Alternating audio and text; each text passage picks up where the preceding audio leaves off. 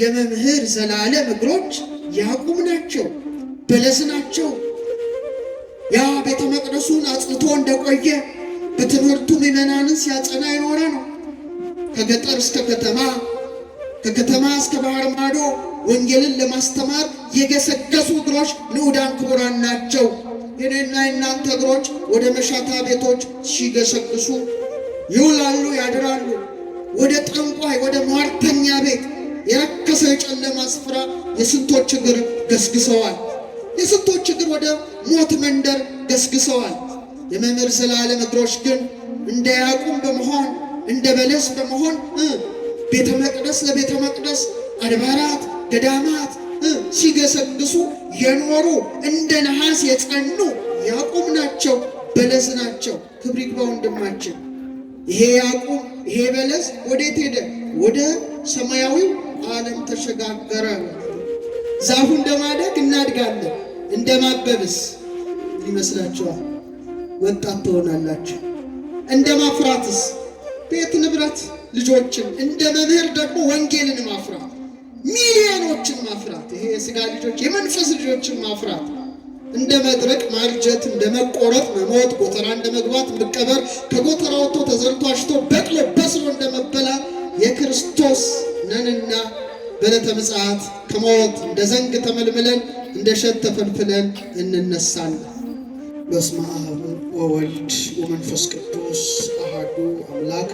አቤቱ ጌታችን አምላካችን ንጉሳችን ሕይወታችን ብርሃናችን ተቀዳሚ ተከታይ የሌለ የአብ የባሕርይ ልጅ መድኃኔ ዓለም ክርስቶስ ከባሕርይ አባትህ ከአብ ከባሕርይ ሕይወትህ ከመንፈስ ቅዱስ ጋር ክብርና ምስጋና አምልኮትና ውዳሴ ላንተ እናቀርባለን።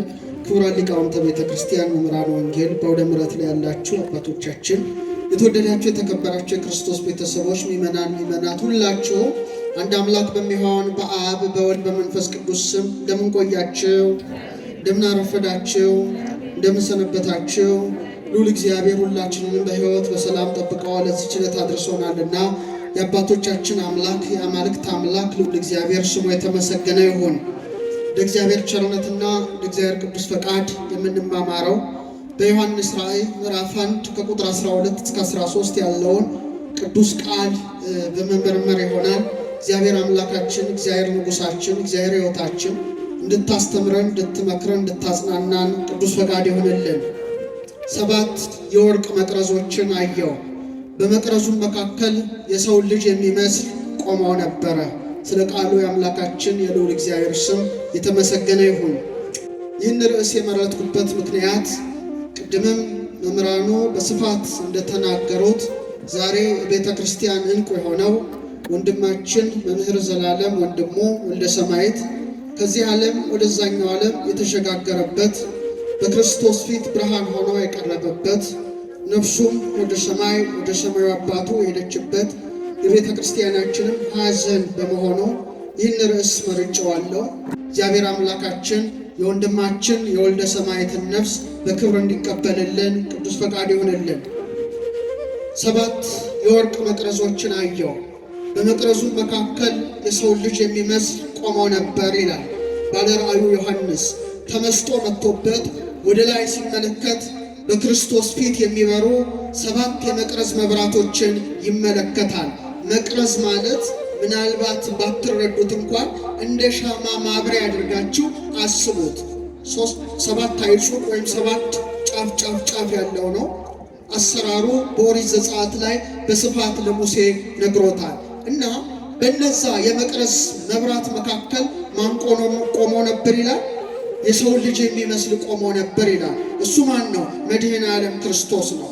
ስለዚህ አባቶቻችን ሊቃውንት ያን ሲተረጉሙ መቅረዝ ማለት የሰው ልጅ ነው ይላሉ። ምንድን ነው? የሰው ልጅ ነው። መቅረዙ 7 ክፍሎች አሉት። ሰው በ7 ተከፍሏል። እሳትነት አለን፣ ውሃነት አለን፣ ነፋስነት አለን፣ መሬትነት አለን፣ ልብ አለን፣ ቃል አለን፣ እስትንፋስ አለን። 7 የሥነ ፍጥረት ቀመር ነው። ስንት ዕለታት አሉ? 7 ዕለታት አሉ። 7 ሊቃነ መላእክት አሉ። 7ቱ ሰማያት አሉ። 7 ብለን ብንዘረዝር ራሱን ችሎ ሰፊ ትምህርት ይሆናል። እና 7 የመቅረዝ መብራቶች መካከል ማን ቆሞ ነበር ይላል? ክርስቶስ ቆሞ ነበር ይላል። እዚህ ላይ በጣም ማስተዋል ያለብን አንድ ትልቁም ነገር አለ። ሰሎሞን በመጽሐፈ ምሳሌ 9 ላይ ጥበብ ሐነጸት ላቲ ቤተ፣ ጥበብ አለ ለራሷ ቤትን ሰራች። ወአቀመት ላቲ 7 አዕማደ፣ 7 ምሰሶዎችን ለራሷ አቆመች ይላል። ጥበብ ያለው ማን ነው? እግዚአብሔር ነው። 7 ምሰሶች የተባሉት ማን ናቸው? 7 ዕለታት ናቸው። በይበልጥ ግን ትርጓሜው ቤት የተባልን ማን ነን? እኛ የእግዚአብሔር ማደሪያዎች ነን። ጥበብ የተባለው ማን ነው? እግዚአብሔር ነው። 7 መቅረዝ የተባሉት ወይም 7 ምሰሶች የተባሉት መክብበ ሕዋሳት በሆነው በራሳችን ላይ እግዚአብሔር አምላክ ያስቀመጣቸው 7 መብራቶች አሉ። እነዛ መብራቶችን እስቲ እንመልከታቸው። ስንት አይኖች አሉ? አትሳሳቱ። ስንት አይኖች አሉ? 2 አይኖች አሉ። ስንት ጆሮዎች አሉ? 2 ጆሮዎች አሉ። ስንት የአፍንጫ ቀዳዳዎች አሉ? 2 አሉ። ስንት አፍ አለ? 1 አፍ አለ። 2 ሲደመር 2 ሲደመር 2 ሲደመር 1 ስንት ነው? 7። ስለዚህ በእግዚአብሔር ፊት የሚበሩ 7ቱ መቅረዞች ማለት መክብበ ሕዋሳት በሆነው በራሳችን ላይ የተቀመጡ መብራት ሆነው የተሰጡ እነዚህ 7ቱ አካላት ናቸው። በእነዛ መካከል ማን ቆሞ ነበር ይላል? ክርስቶስ ቆሞ ነበር ይላል። ታዲያ የመምህር ወንድሙ የመምህር ዘላለም ወንድሙ 2 አይኖቹ፣ 2 ጆሮዎቹ፣ 2 የአፍንጫ ቀዳዳዎቹ፣ አንደኛው አፉ በሙሉ በክርስቶስ ፊት የሚበሩ መብራቶች ነበሩ። 2 አይኖቹን እንመልከታቸው። የሰውነት መብራት ምን ናት አለ? አይን ናት አለ። አይኑ ብሩህ ከሆነ ሁለመና ምን ይሆናል? ብሩህ ይሆናል። አይን ግን አለ ጨለማ ከሆነ ሁለመና ምን ይሆናል? ይጨልማል። የሱ 2 አይኖቹ ለክርስቶስ የተሰጡ መብራቶች ሆነው አያቸዋለሁ። ለምን? አይኖቹ በኃጢአት አላደፉም። አይኖቹን ነውር አልሸፈናቸውም። አይኖቹን ቅናት አላደበዘዛቸውም። አይኖቹ ኃጢአት በመመልከት ጸንተው አልኖሩም። 2 አይኖቹ ከልጅነቱ ጀምሮ ብሉይ ኪዳንን አዲስ ኪዳንን በማንበብ ምን የሆኑ ነበሩ? ብሩህ የሆኑ ነበሩ። ስለዚህ ለብርሃን የተሰጡ ነበሩ። እነዚህ አይኖች ናቸው ዛሬ የተጨፈኑት። ግን የነፍስ አይኑ ሊያጨልም የሚችል ማንም የለም። ስለዚህ 2 አይኖች የማየት መብራቶቹ ነበሩ። ከልጅነቱ እስከ ሕይወቱ ልፈት ድረስ ብዙ ቅዱሳት ገዳማትን አድባራትን አይኖቹ አይተዋል። ብዙ ያዘኑ የተከዙ ምዕመናንን አይኖቹ ተመልክቷል። መመልከት ብቻ ሳይሆን በርኅራኄው አይኑ ተመልክቶ ያልረዳው ሰው የለም። ዛሬ ሕይወት ታሪኩ ሲነበብ ስፍር ቁጥር የሌላቸው ሰዎችን ሲረዳ እንደነበር አይተናል። ክርስቶስ ሐዘንተኞችን እያየ ይራራ እንደነበረ የወንድማችንም አይኖች በክርስቶስ ፊት የበሩ 2 መብራቶች የመቅረዝ መብራቶች ነበሩና በአይኑ ፊት ማን ቆሞ ነበር ማለት ነው? ክርስቶስ ቆሞ ነበር ማለት ነው። እስከ ሕይወቱ ፍጻሜ ድረስ ከገጠር እስከ ከተማ እስከ ባህር ማዶ ድረስ ማገልገሉ 2 አይኖቹ ሁሌ ማንን ያዩ ነበረ? ክርስቶስንና መስቀሉን ያዩ ነበር ማለት ነው። እናንተ የማታስተውሉ የገላትያ ሰዎች ኢየሱስ ክርስቶስ እንደተሰቀለ ሆኖ በፊታችሁ ተስሎ ነበር ይላል። ለእውነት እንዳትታዘዙ ይህንንም እንዳታዩ አዚም ያደረገባችሁ ማን ነው ይላል መምህር ዘላለም። 2ቱ አይኖቹ ግን ኢየሱስ ክርስቶስን ሲያዩ የኖሩ በመሆናቸው በእውነት ክርስቶስ በመካከላቸው እንደቆመው እንደ 7ቱ መብራቶች 2ቱን አይኖች መመልከት ግድ ይለናል። ሌላው 2ቱ የመቅረዝ መብራቶች ዳርና ዳር ያሉት አይዞች 2ቱ ጆሮዎቹ የመስማት መብራት ሆነው የተሰጡት ነበሩ። በሔዋን ጆሮ ምን ገብቶ ነበረ? ንገሩኝ። በሔዋን ጆሮ ምን ገብቶ ነበረ? የሞት መልእክት ገብቶ ነበረ። በሔዋን ጆሮ ማን ነው ያንሾካሾከው? አካለ ከይሲ ማደሪያ ልሳነ ከይሲ መናገሪያ ያደረገው እባቡ ነበረ። 2ቱ የሔዋን ጆሮዎች ምን ሆነዋል? ጎስቁለዋል፣ ረክሰዋል። ዛሬ በጆሮዎቻችን ብዙ ሐሜቶች ገብተዋል። የመምህራችን ጆሮ ውስጥ የገቡት ግን ማን ናቸው? 4ቱ ወንጌላውያን የጻፉት ወንጌል ነው በጆሮ ሲገባ የኖረው። ቅዱስ ጳውሎስ የጻፋቸው 14ቱ መልእክታት ናቸው በጆሮዎቹ ሲገቡ የነበሩት። ሐዋርያት የጻፉት መልእክታት በጆሮዎቹ ሲገባ፣ ዮሐንስ የጻፈው ራእይ በጆሮ ሲገባ፣ ያም በጆሮ የሰማውን ደግሞ በአንደበቱ ሲመሰክር ኖሯል። መስማት የማንን ቃል ነው? ንገሩኝ፣ የማንን ቃል ነው? ምንሰማውስ በምናችን ነው? በጆሮዎቻችን ነው። የመምህር ጆሮዎች በእውነት ሐሜት አልሰሙ። ብዙ ሐሜተኞች አሉ። የእሱ ጆሮዎች ግን በሐሜት አልታሙም። የወንድምን ውድቀት አልሰሙም። ሁለቱ ጆሮዎቹ ከልጅነታቸው ጀምሮ የማንን ቃል ተምረው ነበረ? የክርስቶስን ቃል ተምረው ነበረ። ስለዚህ ክርስቶስ ቆሞባቸዋል ማለት ነው። በዚህም ጆሮ በዚህም ጆሮ አሁን ቆሟል። ክፉ ሳይሆን ብርሃኑ ቆሟል ማለት ነው። ስለዚህ በእውነት ክርስቶስን ያደመጡ ጆሮዎች ነበሩት። ሌሎቹ ሁለቱ መቅረዞቹ የአፍንጫዎቹ ቀዳዳዎች ናቸው። የአፍንጫ ቀዳዳ ክቡር ነገር ነው። ወገብሮ እግዚአብሔር ለጓለ እመሕያው መሬተ ምድር፣ እግዚአብሔር ሰውን ከምድር አፈር አበጀው ካለ በኋላ በአፍንጫውም የሕይወትን እስትንፋስ ምን አለበት? አለበት ይላል። ይህ አፍንጫ የሕይወት እስትንፋስ የገባበት ነው። የሕይወት እስትንፋስ የገባበት አፍንጫ ሁልጊዜ ክፉ ነገር አይስማማውም። ለምሳሌ ዓይናችን መልካምም ነገር ያያል፣ ክፉም ነገር ያያል፣ ጽድቅም ያያል፣ ርኩስም ነገር ያያል፣ ደስ እያለው ማለት ነው። ጆሮአችን ጽድቅም ሊሰማ ይችላል፣ ሐሜትም መስማት ሊወድ ይችላል እንደያኗኗራችን። አፍንጫ ግን ምን አይስማማው? ክፉ ሽታ አይስማማው። ሁልጊዜ ጤነኛም ይሁን የታመመ ሰው ምን ማሽተት ይፈልጋል? መልካም ነገር ብቻ ማሽተት ይፈልጋል። ለምን? የሕይወት እስትንፋስ የገባበት አፍንጫ ነው። አፍንጫዎች ይበድላሉ።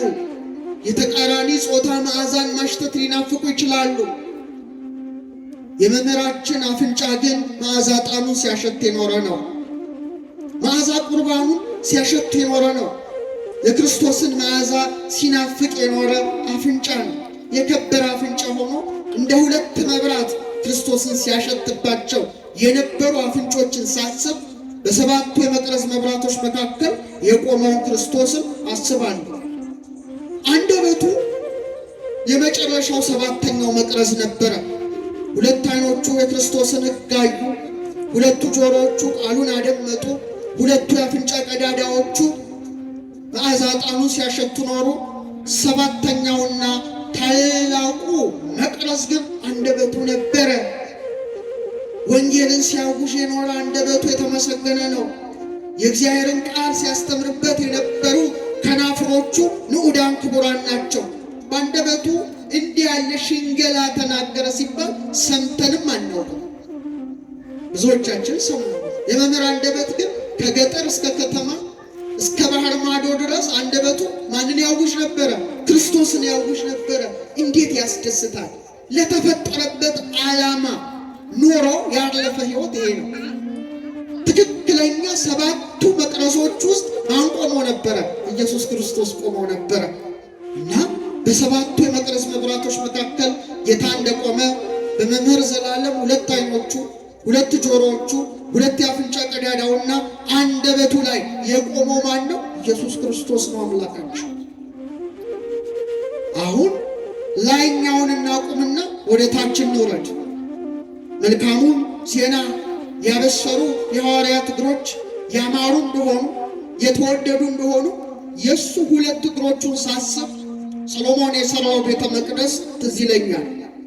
ሰሎሞን ለእግዚአብሔር ቤተ መቅደስን ባነጸ ጊዜ በሩ ላይ ሁለት ምሰሶዎችን አቆመ ይላል። የነሐስ ምሰሶዎችን። እነዚህ የነሐስ ምሰሶዎች ያዕቆብና በለስ ይባላል። መቅደሱን አጽንተው በሩ ላይ የቆሙ ሁለት ታላላቅ ምሰሶዎች ነበሩ። እነዚያ ምሰሶዎች ምንድን ናቸው? በመንፈሳዊ ምስጢር እግሮች ናቸው። ሰው የማን መቅደስ ነው? እስቲ ንገሩ። ኧረ መልሱልኝ። ይህም ቤተ መቅደስ እኛ ነን የሠራ ነው።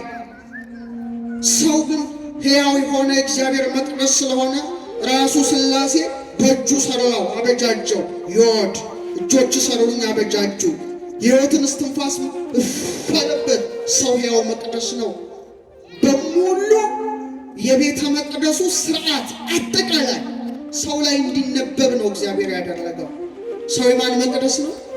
የእግዚአብሔር መቅደስ ነው። ትንሽ ልንገራችሁ። እዚህ ላይ በጣም የሚያስገርም ነገር ነው የምነግራችሁ። በደንብ አስተውሉ።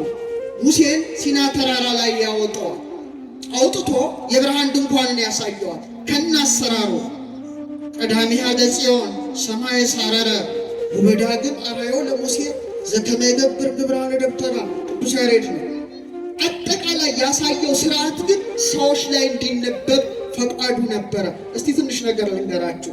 አሁን ሰውነታችሁን በመስታወት በምትመለከቱበት ጊዜ መቅደስ መሆናችሁን እንድታስቡ መሆን አለበት።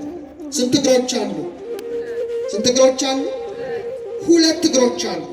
እንስሳት ሁሉ በአራት እግራቸው እንዲሄዱ ሲያደርግ ሰውን ግን ለይቶ ሁለት እግር ብቻ ሰጥቶ እንደ ዘንግ መልምሎ እንደ እሸት ፈልፍሎ እግዚአብሔር ፈጥሮታል። ለእንስሳት ለአራዊት አራት እግር የተሰጣቸው ለምንድን ነው? መሬት ነው የሚያዩት። ምን ነው የሚያዩት? መሬት ነው። ቀና ብለው ግዙፉን ሰማይ እንዲያዩ አልተፈቀደላቸው። በመቃብርም ፈርሰው በስብሰው መሬት ውስጥ ስለሚቀሩ ሰማይ አይመለከቱም፣ ክልክል ነው ለነሱ።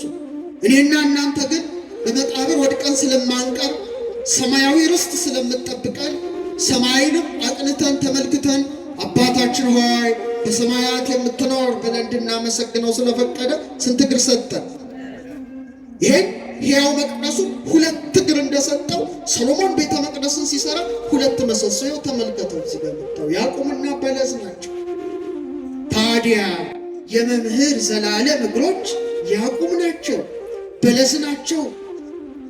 ያ ቤተ መቅደሱን አጽንቶ እንደቆየ በትምህርቱ ምዕመናንን ሲያጸና የኖረ ነው። ከገጠር እስከ ከተማ፣ ከከተማ እስከ ባህር ማዶ ወንጌልን ለማስተማር የገሰገሱ እግሮች ንዑዳን ክቡራን ናቸው። እኔና የእናንተ እግሮች ወደ መሻታ ቤቶች ሲገሰግሱ ይውላሉ፣ ያድራሉ። ወደ ጠንቋይ፣ ወደ ሟርተኛ ቤት፣ የረከሰ የጨለማ ስፍራ የስንቶች እግር ገስግሰዋል። የስንቶች እግር ወደ ሞት መንደር ገስግሰዋል። የመምህር ዘላለም እግሮች ግን እንደ ያዕቆብ በመሆን እንደ በለስ በመሆን ቤተ መቅደስ ለቤተ መቅደስ አድባራት ገዳማት ሲገሰግሱ የኖሩ እንደ ነሐስ የጸኑ ያዕቆብ ናቸው፣ በለስ ናቸው። ክብር ይግባው ወንድማችን። ይሄ ያዕቆብ ይሄ በለስ ወዴት ሄደ? ወደ ሰማያዊው ዓለም ተሸጋገረ። ሌላው ትልቁ የመቅደስ ስትራክቸር ሰውነታችን ላይ አድርገዋል። እግዚአብሔር ስጋ እስቲ በሉ ነፍስ መንፈስ አለቅ ጳውሎስ እንዳለው ቤተ መቅደሱ 3 ክፍል እንዳለው ሰው ሲፈጠር ስጋው ነፍሱ መንፈሱ በቃ ይቆም፣ ሌላ ምንም ነገር የለም። ወይም ኩላሊቱ ልቡ ጭንቅላቱ ማለት ይሄ ነው፣ ሌላ ነገር የለም። ያው መቅደስ ነን። አሁን የመጀመሪያው መቅደስ ነው ዛሬ የመጀመሪያው መቅደስ ነው የተሸኘው። ቅድስተ ቅዱሳኑ አይደለም። ቅድስቱ ነፍሱ ቅድስተ ቅዱሳን መንፈሱ ሄደዋል። ዛሬ አደባባዩ ነው የተፈረሰ። አደባባዩ ነው 3 ክፍሎች ነበሩት ለሙሴ ሲሰራው። አንደኛው አደባባይ ይባላል ወይም አጸደ ደብተራ ኦሪት። ይሄ ስርዓት ልዩ ስርዓት ነው፣ ሰማያዊ ስርዓት ነው። ለዚህ ነው ተራራው ላይ አሳይቶ በዚህ አምሳል ስራ ብሎ ያስጠነቀቀው። የሰው ምሳሌ ስለሆነ ነው። አደባባይ ይባላል። እስቲ በሉ በአደባባይ ላይ ምንድነው የሚከናወነው? እዛ በትራፊክ የገረፈ ያስወጣበት ቦታ ማለት ነው። ያ ቦታ ሆነ አንዴ በሬው ይጮሃል፣ በጉ እንትኑ ይጮሃል፣ ርግቡ ሻጮች አሉ። በቃ ድብልቅልቅ ያለ የአደባባይ ነው። ምን እንደሆነ ነግራቸዋለሁ። አደባባይ ውስጥ ካህናት ይታጠባሉ። ሁለተኛ የእሳት መስዋዕት ይቀርብ ነበር። የምን መስዋዕት? ለእግዚአብሔር የሚቃጠል መስዋዕት የሚቀርበው ቅድስት ውስጥና ቅዱሰ ቅዱሳን ውስጥ አይደለም፣ አደባባዩ ላይ ነው። አደባባዩ ላይ ነው። እንደ አደባባይ አድርጎ ሆድ ዕቃችንን ሰርቷል እግዚአብሔር በእጁ። ምናችንን መልስ ምናህን ሆድ ዕቃህን። ለዚህ ነው ይፈትን ልበ ወኩልያተ ኩላሊት ያጤሰው ልክ እንደሚጤስ መስዋዕት። በዛ ውስጥ የሚቃጠል መስዋዕት እንደሚቀርብ አንጀታችን በማን ፍቅር ይቃጠላል? በክርስቶስ ፍቅር ይቃጠላል። እንደው አንጀቴ በአንቺ ፍቅር ነደደ ይላል። የመምህር ዘላለም ወንድሙ አደባባይ የሆነው አንጀቱ ግን በክርስቶስ ፍቅር የተቃጠለ ነበረ። እውነት ነው፣ ምስክር ነው። አደባባዩ ሆድቃው አንጀቱ በማን ፍቅር ነው የተቃጠለው? ልክ እንደ ዮሐንስ አማወተ ከርሱ ይላል፣ የሆዱ አንጀት ይላል። የዛ በሰዓታት ላይ ከመነደ እሳት እንደ እሳት ነበልባል ተቃጠለ ይላል። መስቀሉ ጋር ቆሙ ጌታን ያየዋል። በችንካር የተበሱ እጆቹን እግሮቹ የደፋውን የሾህ አክሊል 6666 ጊዜ የተገረፈው ስጋው አልቆ ደግሞ መግረፊያቸው ላይ የሚልጥ ነገር አጥንቱ እንደ በረዶ ነጭ ሆኖ የተሰቀለውን ማንን ያይ ነበረ? እና አንጀቱ ተቃጠለ ይላል። ነደደ። በማን ፍቅር? በክርስቶስ ፍቅር። አደባባይ አንጀቱ ነደደ። የመምህር ዘላለምም በክርስቶስ ፍቅር መቃጠል ነው። ያለ እረፍት አገልግሎት በአንዱ ሀገር ወደ አንዱ ሀገር፣ ከአንዱ ሀገር ወደ እኛ እኮ እናልፋለን። በጾም ላይ፣ በትህርምት ላይ፣ በድንግልና ሕይወት ላይ፣ ከጎን ደጋፊ ባለመኖር ላይ ያለማቋረጥ ይሄ ሁሉ የሆነው አደባባይ አንጀቱ በክርስቶስ ፍቅር ስለተቃጠለ እንጂ እንደኔና እንደናንተ በምግብ ፍቅር፣ በጾታዊ ነገር ፍቅር፣ በእግር ኳስ ተጫዋቾች ፍቅር ስለነደደ ስለተቃጠለ አይደለም። እና እኔ አደባባይ ሆኖ እመለከተዋለሁ። አደባባዩ ላይ በሬ ነበረ ይላል። ምን ነበረ? በሬዎች አስባችሁታ። በጎች ነበሩ። ርግብ ይሸጡ ነበረ። ገንዘብ ለዋጮች ነበሩ። ያ ማለት አንተ እኔ ሁላችን እንደ በሬ የሆነ ትዕቢት፣ እንደ በግ የሆነ የዋህነትን ብቻ የተከተለ ግን ያልተማረ ወይም ያላወቀ ሃይማኖቱን ያላወቀ ሰው ርግብ አይሸጥም። ርግብ የመንፈስ ቅዱስ ምሳሌ ናት። መንፈስ ቅዱስን መሸጥ፣ ገንዘብ መደብር መሆን፣ ሁሉ ነገር ይታይበታል። የሰማችሁ? አዎ። እና እሱ ይሄ ከዚህ ህይወት የራቀ ይመስለኛል። ለምሳሌ አንድ ነገር ልንገራችሁ። ትንሣኤ፣ ብዙ ትንሣኤዎች አልፈዋል። አላለፉ? ብዙ ልደቶች አልፈዋል። አቤት የበላነው የበሬ ብዛት! አቤት የበላናችሁ የበጎች ብዛት! አቤት የበላነው እንደ ርግብ የተመሰሉ የዶሮዎች ብዛት! በትክክለኛው መቅደስ ሰውነት ግን እውነተኛው ላም ክርስቶስ ይገባል፣ ስጋው ይበላል። እውነተኛው በግ ክርስቶስ ይገባል። እውነተኛው ርግብ መንፈስ ቅዱስ ይገባል። እውነተኛ ጽድቅ እንደ መክሊት ብቻ ይለዋወጥበታልና አደባባይ የሆነው ሰውነቱ የበሬ ጩኸት፣ የበግ ጩኸት፣ የገንዘብ ለዋጮች ጩኸት ያልተሰማበት እውነተኛው ላም ክርስቶስ፣ እውነተኛው በግ ክርስቶስ፣ እውነተኛው ርግብ መንፈስ ቅዱስ የጽድቅ ገንዘብ ብቻ የተመላለሰበት አደባባይ መሆኑን እመሰክርለታለሁ። ከቃሉ ጋር ናችሁ? እኛስ አደባባያችን ስንት በሬ እየጮኸ ነው። አቤት ስንት በግ! ሰላም የለውም እኮ ስጋችን። ፈቃደ ስጋው ያንገላተዋል። እንደ በሬ የሆነ ትዕቢት ያንገላተዋል። የዘር ንግድ አለው፣ የጎሳ ንግድ አለው፣ የምቀኝነት ንግድ አለው፣ የአመንዝራነት ንግድ አለው፣ የክፋት ንግድ አለው፣ የሐሜት ንግድ አለው። የክርስቶስ መቅደስ ግን እንዲህ አይነት ጩኸት የሚስማማው አልነበረ እና የመምህራችን ሕይወት ሰላማዊ ይመስለኛል። ሰላማዊ፣ ብዙ በጎች ብዙ በሬዎች የማይጮሁበት፣ ርግብ ሻጮች የሌሉበት፣ ገንዘብ ለዋጮች የሌሉበት፣ እውነተኛው ላም ክርስቶስ፣ እውነተኛው በግ ክርስቶስ፣ እውነተኛው ርግብ መንፈስ ቅዱስ፣ እውነተኛ የጽድቅ መክሊት ወንጌል ብቻ የገባበት ነው። እዚህ ሁሌ እናስበዋለን። ሁለተኛው ክፍል አደባባዩን ስንሻገር ቅድስት ውስጥ እንገባለን። ቅድስት ነፍስ ናት። ቅድስተ ቅዱሳን መንፈስ ነው። ቅድስት ልብ ናት። ቅድስተ ቅዱሳን ምግብ በዋሳት ጭንቅላት ነው። ሁለቱንም እናያለን። ዛሬ አደባባዩ ነው ስጋው ሄደው። ቅድስትና ቅድስተ ቅዱሳኑ ግን ወደ ሊቀ ካህናቱ ብቻ ሄደዋል ለሚገባው አካል። ስጋ የመሬት ስለሆነ ቅድስት ላይ 3 ስርዓቶች እግዚአብሔር አከናወነ። ምን አይነት ነበሩ? ለነ ሙሴ ያዘዘው 7 የመቅረዝ መብራቶች እንዲበሩ አዘዘ። ስንት የመቅረዝ መብራቶች? በጣም ጥሩ። ሁለተኛ የዕጣን መስዋዕት እያለ እየተነነ እንዲወጣ አደረገ። ሶስተኛ ህብስት 12 ገጽ በስድስቱ በዚህ በወርቅ ጠረጴዛ ላይ እንዲደረጉ አደረገ። ይሄ ማለት ልብህ ነው፣ ልብሽ ነው። ልባችን ለእግዚአብሔር ቅድስት ሆኖ የተሰጠ ነው። 7 የመቅረዝ መብራቶች እንደሚበሩበት 7 የእግዚአብሔር መንፈስ የሚያድሩበት ልብ ነው። የሰማችሁኝ ነው? ምናችን ነው? ድገሙት። ምናችን ነው? ልብ ማለት ሀርት ማለት አይደለም። አንተ ሀርት ትርጉም የለውም። የግዕዙ ቃል ግን ትልቅ ቃል ነው። ሊቃውንት በተለይ ቀመር ሊቃውንት ሲያስተምሩን ልብ ማለት የቤተ ክርስቲያን ትልቅ ምስጢራዊ ትምህርት ነው። ልብ ማለት እንላለን የልዑል ቤት። የማን ቤት? ለማለት ልብ ልዑልን ይወክላል ፊደሉ ራሱ። በደግሞ እንደምታዩት ግድግዳ አለው፣ ጣራ አለው። ምን ማለት ነው? የልዑል ቤት። የማን ቤት? አያችሁ፣ የልዑል ቤት ነው። የልዑል ቤት ነው እና ልቡን ስንመለከተው እውነትም 7ቱ መብራቶች ይበሩበት ነበረ። 7ቱ መብራቶችን አይተናል አይደለም? እሳት ናቸው። እሳት ምንድን ነው? ቤተ መቅደስ ውስጥ ማታ በርቶ ነው ሲበራ የሚያድረው። ያለዛ መብራት መቅደሱ ምንድን ነው? ጨለማ ነው። የእሱ መብራቶች እንደዛ አይነቶች ናቸው። የሰማችሁኝ ኦርቶዶክስ?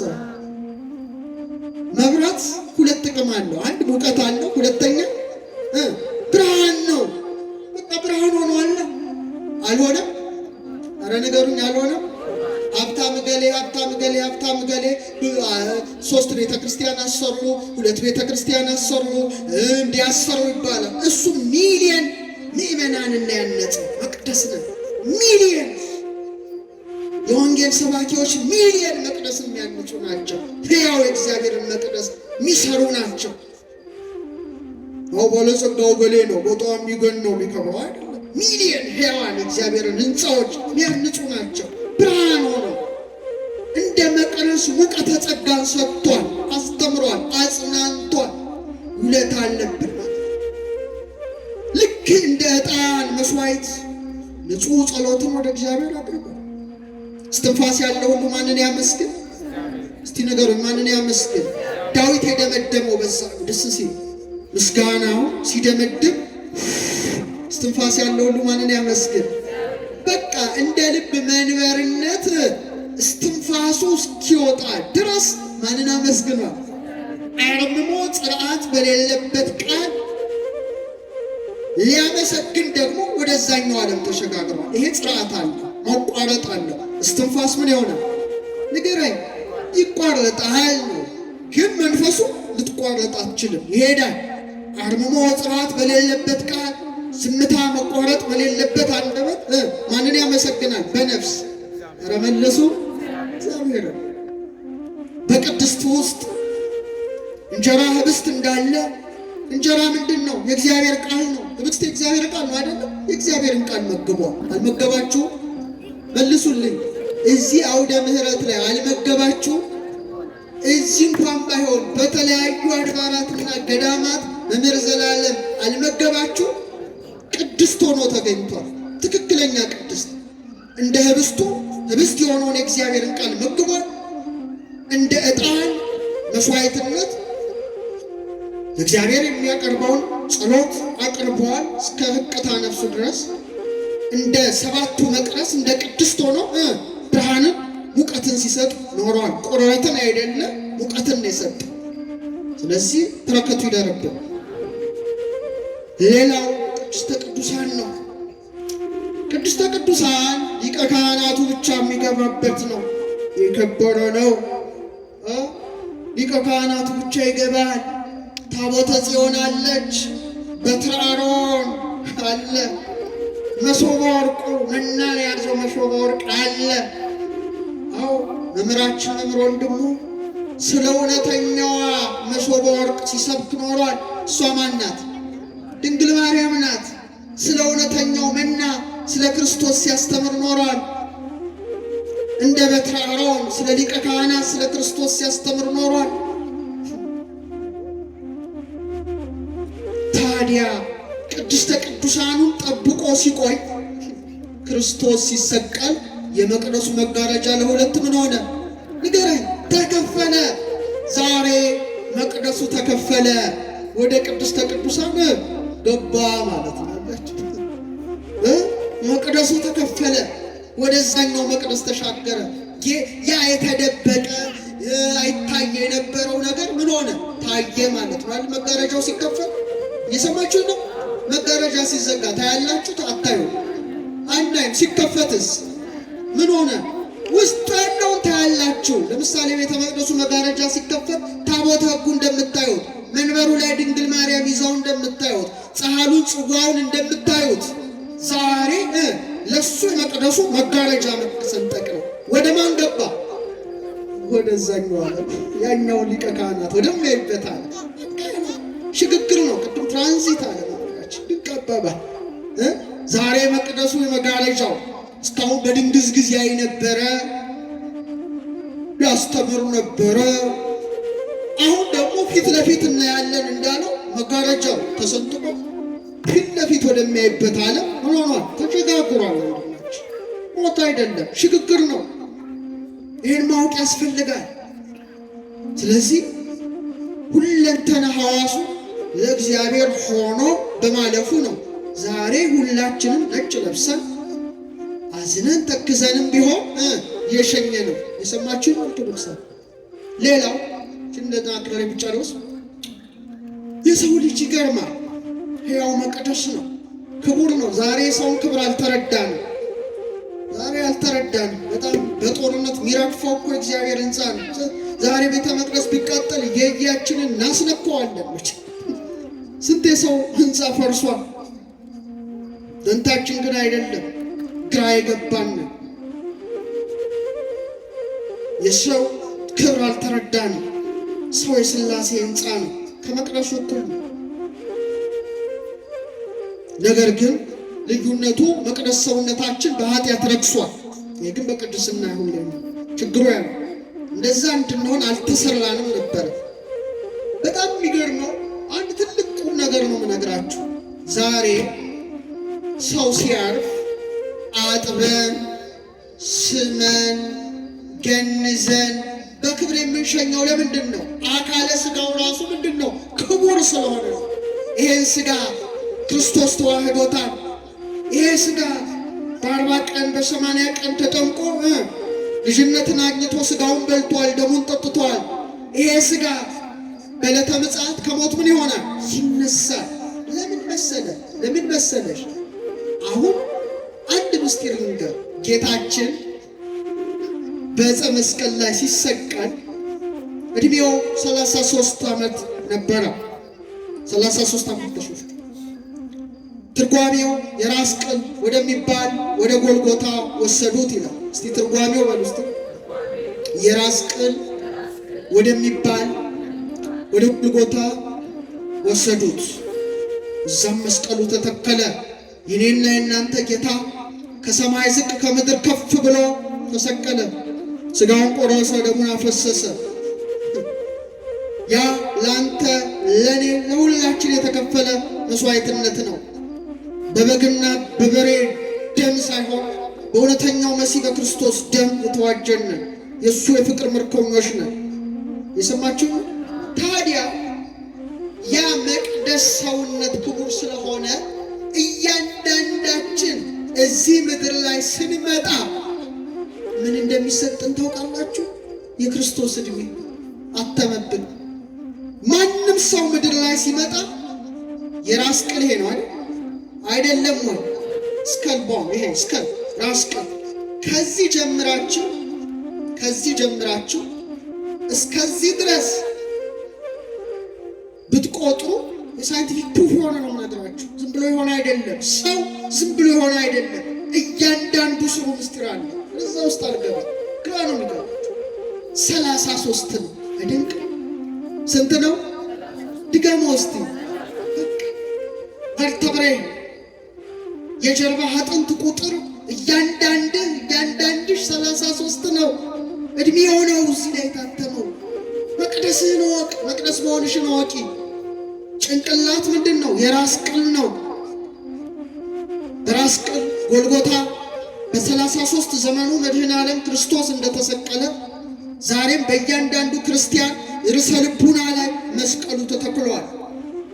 ከጠበብ ታለቃ እያሌው ታምሮ በረከታቸው ይደርብን። ከዚህ ዓለም የተለዩ አንጋፋ ሊቅ ነበሩ። የራስ ቅል የሚባል የመድኃኔ ዓለም ዕለት የሰበኩት ስብከት አለ።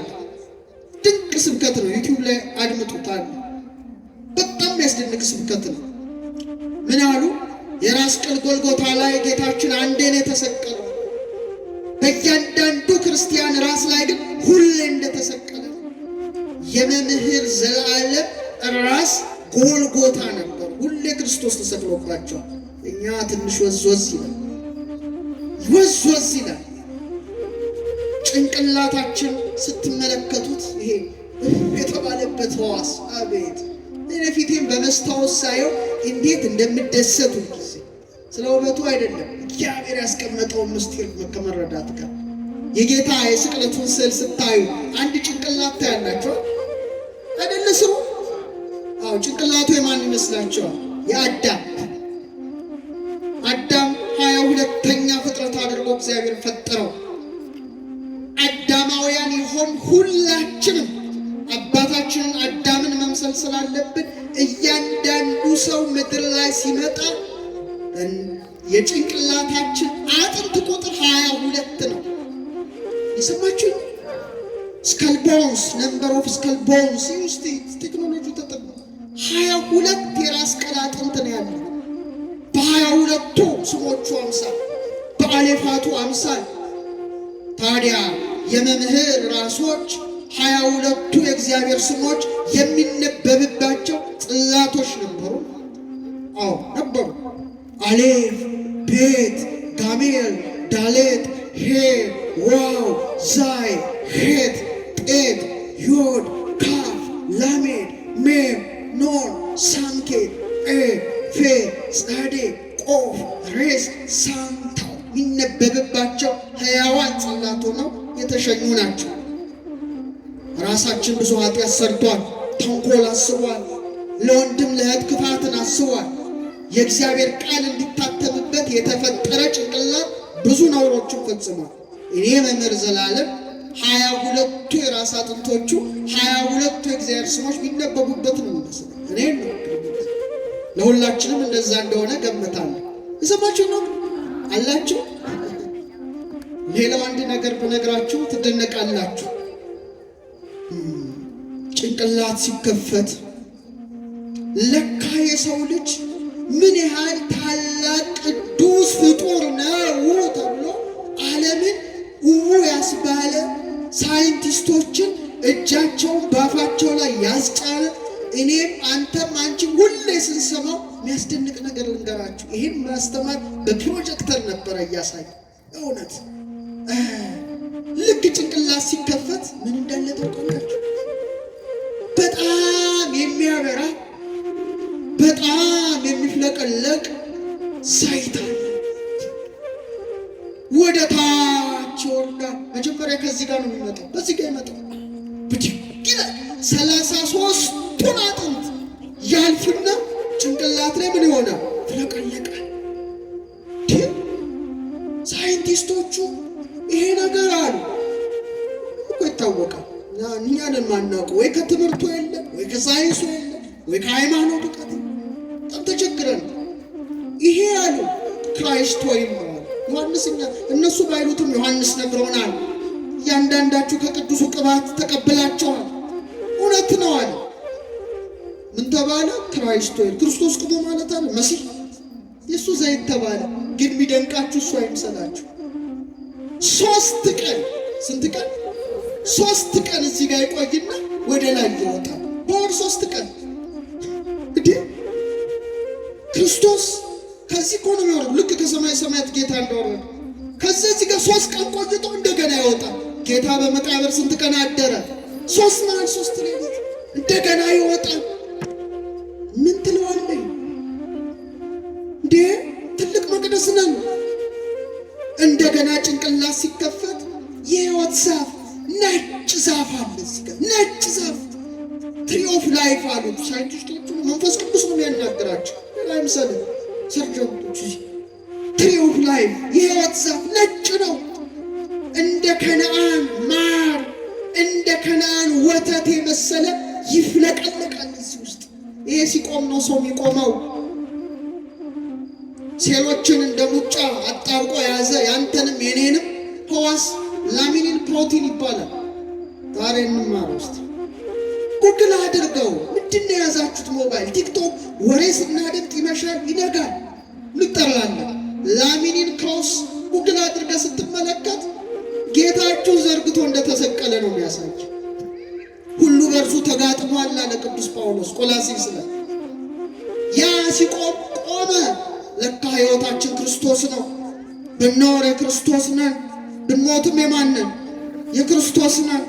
ሥጋችን የእሱ አደባባይ፣ ነፍሳችን የእሱ ቅድስት፣ መንፈሳችን የእሱ ቅድስተ ቅዱሳን አድርገን እንድንኖር የተሰራን መቅደሱ ነበር።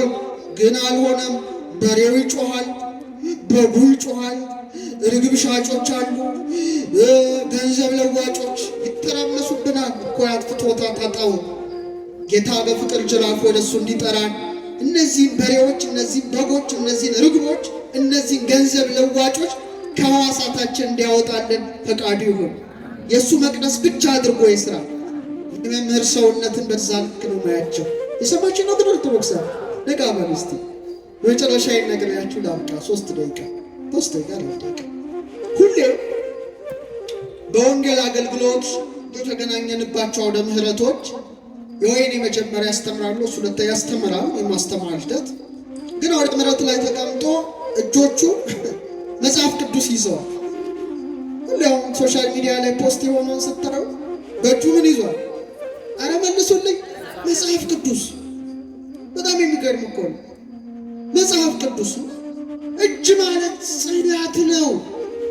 እግዚአብሔር የሙሴን ሕግ በጣታችን የልጁን ሕግ በልባችን ላይ አትሞታል። ይሄን ማወቅ ያስፈልጋል። የእግዚአብሔርን ቃል በጣቶች ሰራቸው ማለት ምስጢሩ ምንድን ነው? ስንት እጆች አሉ? እስቲ ፍጠን አይዞ። ስንት እጆች አሉ? 2 እጆች አሉ። መዳፍን ሰቅለው የያዙ፣ መዳፍን አጽንተው የያዙ። ስንት መዳፎች ግን አሉ? 2 መዳፎቹ ያንዳንዱ መዳፍ ላይ ስንት ጣቶች ተሰክተዋል? 5 ብሎ መሰለ። ቅርጽ መሰላችሁ እንዴ? ዝም ብሎ ሸንተረሩ ለውበት የፈጠረው መሰለ አይደለም። ሙሴን ሲና ተራራ ላይ አውጥቶ በ2 ጽላት በአንዱ 5 ትእዛዝ ጽፎ ሰጥቶ ሙሴ ያን ይዞ ወረደ። ዛሬ ማለት ይሄ ነው። ስንት እጅ አለ? አረ ንገሩ። እነዚህ ሁሉ ትእዛዛት አለ በ2 ሕግጋት ተሰቀሉ አለ። ፍቅረ ቢጽ ነው ቀኝ እጅ፣ ፍቅረ እግዚአብሔር ነው ቀኝ እጅ፣ ይቅርታ ፍቅረ ቢጽ ነው ግራ እጅ። እንደ 2 ጽላት 2 መዳፎችን የሰጠ እንደ 10 ቃላት 10 ጣቶችን የሰጠ ማን ነው? እግዚአብሔር ነው። ታዲያ ጽላት መዳፉ ብሉይ ኪዳንና አዲስ ኪዳንን አስቀምጦበታል። ትክክለኛ ስራውን ያከናወነ መዳፍ ነው። እኛ በጣቶቻችን የሰራነውን ነገር አስብ እስቲ። በጣትሽ ምን ሰርተሻል? ምን ሰርተሃል? ይሄ ጣት የእሱ ጣቶች ግን ትክክለኛ አትስረቅ፣ አታመንዝር፣ እነዚህ ቃላትን ደርድረው ሰርተዋል፣ ቆርሰዋል፣ ጉርሰዋል። ዛሬ ታሪኩ ሲነበብ ራሳችን እንደ መስታወት እንድናይ አድርጎናል። ጣቶቹ ቀደው አልብሰዋል፣ ቆርሰው አጉርሰዋል፣ ቀድተው አጠጥተዋል። የእግዚአብሔር ቃላትን የፈጸሙ ጣቶች ናቸው አሉ እዚህ ውስጥ። በጣቶቻቸው መርዝ በጥብጠው ወንድም እህቶቻቸውን ያሳበዱ የተረገሙ ቃየላውያን ጣቶች አሉ። ግን በሞት ታስረው ክርስቶስ ፊት የሚቀርቡ ከነሙሉ ደማቸው ተጠያቂ የሆኑ ጣቶች አሉ። የረከሱ ጣቶች አሉ። ወደ ኃጢአት የተሰማሩ፣ ደም ያፈሰሱ፣ ውርጃ ያስወረዱ፣ ኪስ ውስጥ ገብተው ገንዘብ የሰረቁ፣ የሰውን ገንዘብ ወስደው ያልመለሱ ጣቶች አሉ። እነዚህ ቃየላዊ ጣቶች ናቸው። የመምህር ጣቶች ግን በጎች ጣቶች ናቸው አይደል? በእጁ መጽሐፍ ቅዱስ ትይዛለህ የተፈጠረበትን መቅደስነቱን ሆኖ ያለፈ ሰው መጋረጃው ዛሬ ተቀዶ መንፈሱ ወደ ቅድስተ ቅዱሳን ውሳጤ መንጦላይት ውስጥ የገባችለት ነፍስ ቀጥቶ አደባባይ ስጋው ብቻ ሲታይ ትክክለኛ ዓላማውን ሰርቶ ያከናወነ የክርስቶስ ሙሽራ ነው። የሰማችሁ ነው። ሙሽራው ክርስቶስ፣ ሙሽሪት ቤተ ክርስቲያን ብትሆን እሱ ሚዜ ሆኖ አርከመራዊ ሆኖ ስለ ሙሽራው ያወጀ ነው። ስለዚህ ከራስ ፀጉር እስከ እግር ጥፍሩ ለማን ተሰጥቶ ነበረ? ለክርስቶስ ነው። ሲፈልግ ወሰደ። የሰው የመጨረሻ አካሉ ምንድን ነው? ፍጠን የመጨረሻ አካላችን አንቺ የመጨረሻ አካልሽ ምንድን ነው? ምንም።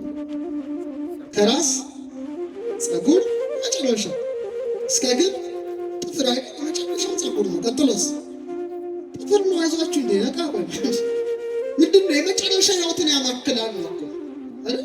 ዴድ ሴል ናቸው ሁለቱም። የሚገርመው ፀጉራችሁን ስትቆረጡ ያማችኋል። ጥፍራችሁን ስትቆረጡ ያማችሁ ኖሮ ጉድ ይፈላ። ዴድ ሴል ከዴድ ሴል የተዋቀረ ነው። ለምን? ሞትን የሚወክሉ ናቸው ሁለቱም። ለዚህ ነው የምትቆርጣቸው። መቃብያን ይናገራል። ፋኒዮስም ወስዶታል።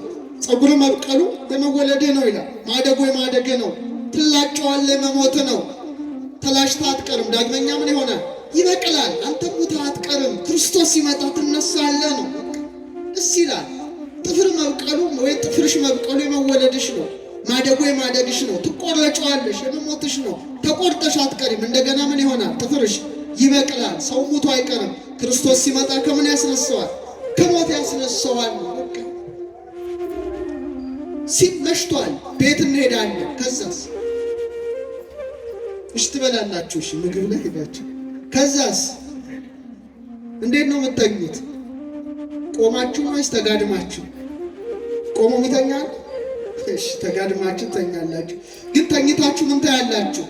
ስጋችሁ ሲል ነፍስ ህልም ስታልም ታድራለች። ጠዋት አላርም ሲጮህ ወይም ዶሮ ሲጮህ ወይም ጎህ ሲቀድ ብርሃን ሲመጣ ፀሐይ ስትወጣ ብድግ እንላለን። ይሄ ማለት ያንተ ያንቺ የሁላችን ህይወት ነው። ሲመሽ መተኛታችን፣ በጨለመሽ ሞት ከዚህ ዓለም እንሰናበታለን። ለምን? አናይም፣ ተከድነናል ነው። አደባባዩ ፈርሷል ነው። ቅድስቱና ቅድስተ ቅዱሳኑ ነው ማይፈርሰው። ከዛ አልጋ ላይ መጋደማችን መቀበራችን ነው። ህልም ማለማችን ነፍስ በሕያውነት መኖሯን ያመለክታል። ጠዋት ደወሉ ሲጮህ ለመነሳት ሚካኤል መለከቱን ያስጨዋል። ፀሐይ ስትወጣ እንደመነሳት እውነተኛው ፀሐይ እውነተኛው ብርሃን ምንወደው መድኃኔዓለም ይመጣል። ያኔ ከሞት እንቅልፍ ንቃለን። ጳውሎስ ንቃ መዋቲዘ ትነውም፣ አንተ የተኛው ሟች ንቃ አለ። ማን ያበራልሃል? ክርስቶስ። በርስቲ ድገሙት እስቲ ስሙ። ወያበር ለከ ክርስቶስ፣ ክርስቶስ ያበራልሃል አለ። እኔ እንግዲህ ከዋክብቱ ዓለም ስላለው ደግሞ እንደነዛም ባላነሳ ቅር ይለኛል።